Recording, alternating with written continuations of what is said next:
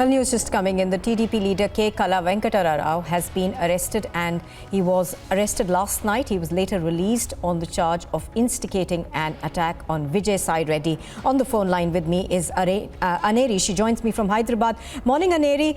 We are given to understand that apart from this, a case against several TDP leaders, including Chandrababu Naidu, has also been filed, even as the TDP actually claims that this is an act of vendetta politics. Give us more details, please.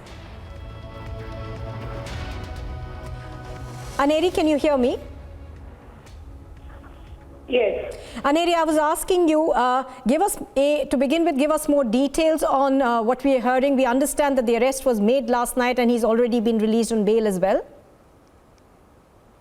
Well, that's right. Now, the incident which took place when Vijay Sai Reddy, the Rajya Sabha MP, was visiting the Ramakirtan temple where the incident of Lord Rama, the idol, was broken, and that time there were a few clashes between the TDP and the YSRCP leaders, and also Vijay Sai Reddy had filed and complained in regard with this, saying that there were stones pelted and his car was vandalized, chappals were thrown at his vehicle, and so he had filed a complaint, and in that regard, the police personnel have arrested other 7 people in this case, and also the TDP Pilot Bureau member was arrested last night. Well, he was earlier asked to come to the police station, but he did not visit the police station in regard with the questioning and inquiry in the incident, but he did not visit, and later, yesterday, the police personnel arrested him. After an inquiry, after questioning him for a few hours, he was released from the jail. However, the TDP has called the leaders, the TDP's Pilot Bureau, as an illegal arrest in this whole matter,